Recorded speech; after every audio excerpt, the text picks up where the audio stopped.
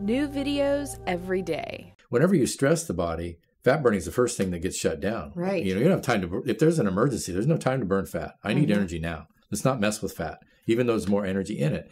So I want to be a fat burner. And there's so many ways that gets interfered with, especially with things I take into my diet. Life, wisdom. Dr. Balanzi, is the paleo diet a safe and effective way to lose weight? What are your thoughts?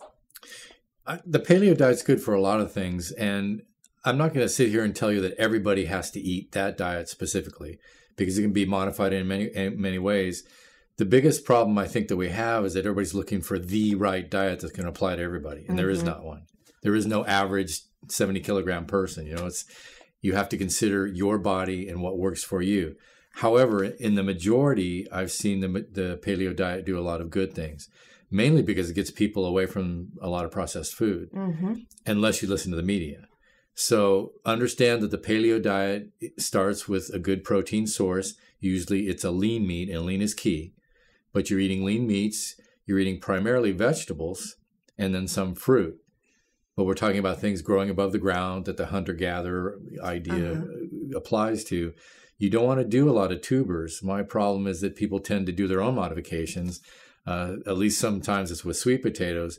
But paleo really is above the ground vegetables. Right. And then nuts and seeds, but also above the ground. So you're not eating peanuts and cashews and stuff. What you have to remember is if you're eating paleo, you're not eating any grains. There's no grain consumption. You're not eating legumes, which are beans and such. And you're not, of course, eating processed food and all kinds of things like that. You're not eating dairy either. So it's a very clean diet. And so any kind of elimination diet, eliminating mainly the processed food, is probably going to show benefit. A lot of people do very well on the paleo idea. And again, it's probably mostly because they're getting away from processed foods. Right. But people do have problems with dairy. Some people, not everybody. People do have many problems with gluten and basically with the processing of the grains.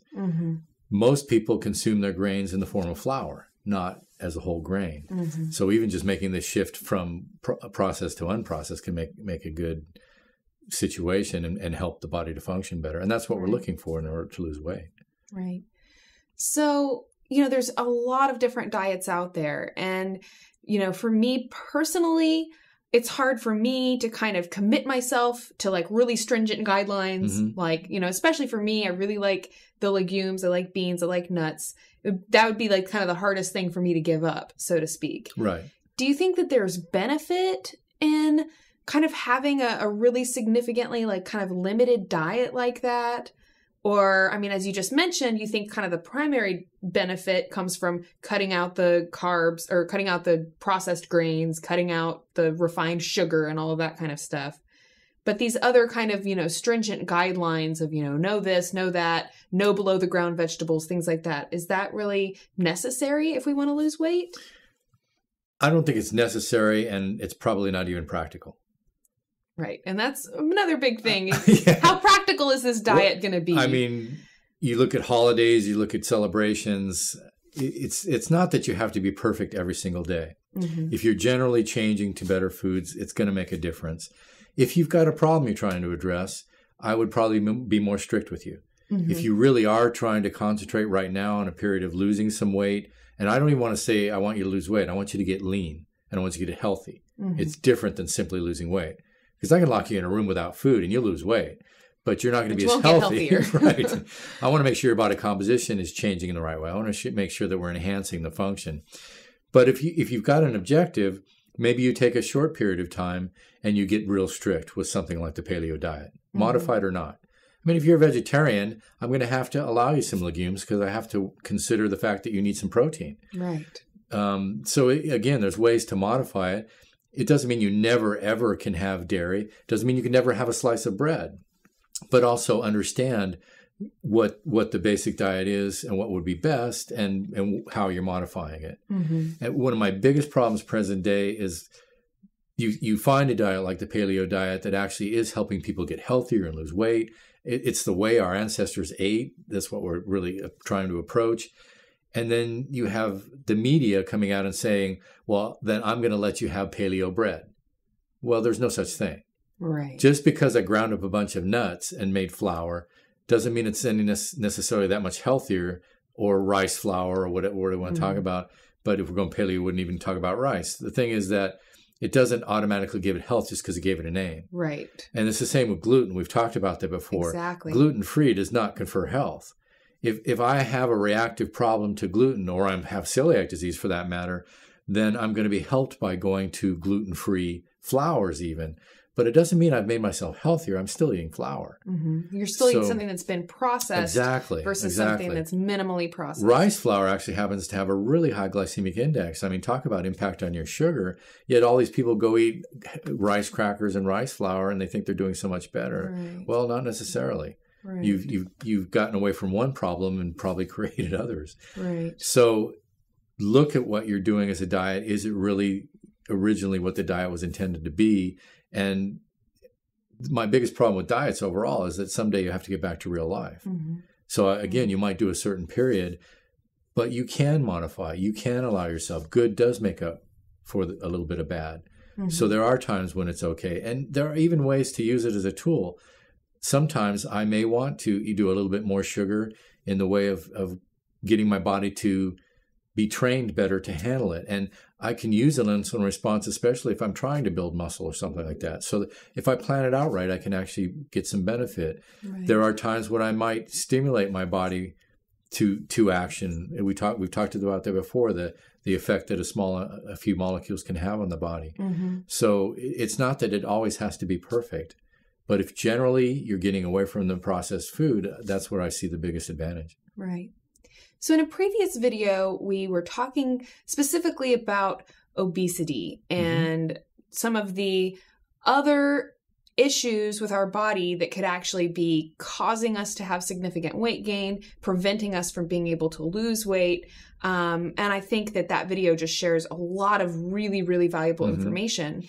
And so one of the things, that I've found is that, as you mentioned, people kind of look for this quick fix. They go to this diet and they just kind of think that, if I just change my diet, that's going to help me lose weight. And what you kind of explained in that video is, well, there's actually all of these other factors, talking about how well is your digestive system functioning, as we were talking about in the previous video, our accumulation of toxins and how well is our body able to detoxify and all of these different things. So I think it's important to consider for people that are trying to lose a significant amount of weight or that have really been struggling with weight gain for a long time, that certainly changing our diet is an important key. But there's also other things that need to be considered that in the weight loss industry and the diet industry are completely kind of mulled over and not really addressed at all. Right. And I think that is very unfortunate. Well, if you want to break it down, the most important thing that you're going to have to control your weight is the ability to burn fat. And the biggest problem that I see is if you're always overloading the body with carbohydrates, they're not bad. Your body can handle a certain amount, but this overwhelming amount that people eat, they basically become sugar burners. They literally lose their fat burning ability because whenever you stress the body, fat burning is the first thing that gets shut down. Right. You don't have time to, if there's an emergency, there's no time to burn fat. I need energy now. Let's not mess with fat, even though there's more energy in it. So I want to be a fat burner. And there's so many ways that gets interfered with, especially with things I take into my diet. If I'm always eating carbohydrates, it's an easy thing to use and the body will take the easy route. But if I train my body and eat the right nutrients, then I become a fat burner that controls my weight. It's all about, again, the body working the way that it should. Right. If I'm eating foods that, let's say, enhance the fat burning, if I'm getting my nutrients in, because I'm going to need methyl groups, I'm going to need sulfur, I need all these nutrients to do the process. I got to run this thing called the Krebs cycle, healthy mitochondria. These are considerations that you have to, it's about the function again. So simply looking at my pants and thinking they're too tight and skipping meals is not really a good answer. In fact, I might even put my body into a completely different response than I wanted and end up gaining weight on a shred of lettuce. I want a properly functioning body that acts as fat stores. I want a fat burning physiology. So I've got to think about how to train that to happen. Right. And we have talked at length in our different videos about how to do that and the problems with consuming too many carbohydrates, too much sugar, and kind of creating this environment in the body where it knows there's going to be plenty of sugar in the blood. There's no need to metabolize fat, as you pointed out.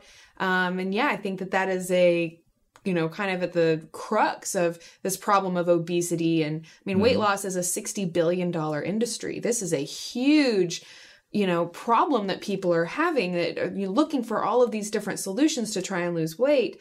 So kind of moving back over to talking about paleo and maybe how a paleo diet affects the functioning of our body. Does it give us everything that we need? Would that be a sustainable diet if you actually practically could have it your whole life? Would it be a good diet to really, take care of your health and make sure that your body can function the way that it needs to? I think there's a large proportion of people that I could probably say most people, I won't even put it most, I would say probably over half are going to do very well by sticking strictly to the paleo diet.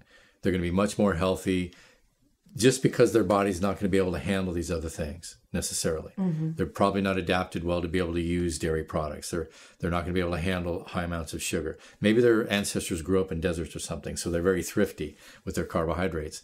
So these people are going to benefit because they're getting the nutrients and the things that they need. And you have to consider also that the digestive tract is so very important. You don't want to do damage to it, because that's where everything starts. It's even our second brain, maybe our first brain. There's neurotransmitters. There's a lot going on, and messages are then carried to the body. So again, it's this communication. What am I communicating? So first and foremost, am I getting sufficient protein? I don't have to eat enormous amounts of protein, but am I getting enough? Can I actually break it down and deliver the amino acids so my body can function? Right. And so the paleo diet focuses somewhat on that. Am I getting the phytonutrients and the vitamins, the minerals, and the methyl groups, and everything we could talk about, which plants are loaded with? What a great package. I don't know who designed them, but you can just go pick them up and eat them and get all this good stuff. They give you everything you need. So that great package allows the body to function again. And with better function, I have better control of things. And fruits are good too. I'm not a real fan of overdoing the fruits because they don't have near the value. They really don't. And it's a lot of sugar. And you get sugar, you get soluble fiber, you get some nutrients, and fruits aren't without value, but vegetables are so much more. So when you talk about the paleo diet, you talk about eating primarily vegetables. And remember that for Paleo Man, if we want to go back there, we believe that fruits were seasonal and scarcely available. Right. You didn't have them all the time like we do now. So you have to consider that as well. And then we need some good fats. So, you've got the nuts and seeds and things like that. If I'm eating that way, I'm really allowing my body to work better. Right. Now, as we talked about, now what's realistic? Some people find it very difficult to stick with just those foods because we've got events and holidays and mothers and, and hunger. and hunger. Yeah. But I can say that when I have people eating those real foods that would be in the paleo diet, if we're strictly doing the paleo diet, that they just do better. So that's what we're looking for. And it doesn't mean that we can't once in a while enjoy things. Again, we've talked before about the fact that take a day off and just enjoy yourself. But generally, on the other days, you're eating well. Right. That's what's going to pay off. It's the people who every day are opening that cellophane package and, pulling out whatever's in it. It's, right. Try some things your ancestors ate because your body's used to that. How important is the quality of the protein or the source of the protein? And maybe what tips or advice would you give to people in, helping to make sure that they do pick out a good high quality protein to have in their diet? It's the same as if you're going to go get a piece of fruit, there are little tricks people have to make sure the fruit's going to taste good, right? You pound on the watermelon, whatever. There's criteria. My criteria for proteins is that if I'm going to consume animal protein, that it was a healthy animal. Did that animal eat what it was supposed to eat? Or did it stand in its own excrement and get fed too much sugar and flour? Was it given growth factors? Were chemicals put into it, antibiotics and other things? That's not a healthy animal. Exactly. So if I'm eating an animal that got to run around and eat what it's supposed to eat, like grass or something, and it actually moved around a little bit, and I'm going to feel that it was happier, even mentally, for as much as an animal can be happy, and I'm sure they can, then I have a lot more confidence in that protein source. And in fact, if you study those proteins and the fat in the animals, you find a difference. Right. The healthy animal has healthier composition. The animals that we tend to find a lot probably aren't that healthy. Factory farmed animals are different animals. You know, there's, and they don't confer the same benefit to us. Right. And there's actually, you know, when you mention the different things that they feed the animals, not only the grain diet, but there's a chemical called ractopine, which is given to help make the animal more muscular. And it's actually been banned in over 100 countries. And it's one of the reasons that it's not real good for us or the animals. Yeah, U.S. meat is banned in a couple different countries because we don't even require labeling for this. So all of that can be avoided, like you mentioned, with a grass-fed meats that hopefully come from a local farmer or somebody that you can actually talk to and know that, hey, these are happy animals, they're healthy animals, they're not stressed out. And I think we actually did do an entire video kind of giving tips on how to pick out good, healthy meat products as well.